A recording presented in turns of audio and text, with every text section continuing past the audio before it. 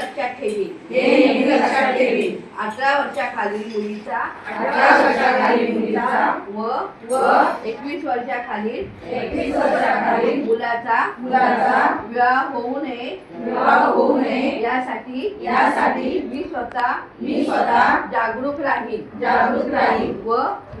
इतरांनाही जागरूक करेन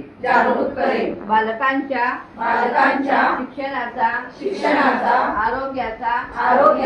व सुरक्षित भविष्याचा मी सदैव आदर करेन बालविवाह रोखण्यासाठी कायद्याचे पालन करीन आणि समाजात बदल घडविण्यासाठी सक्रिय सहभाग घेईल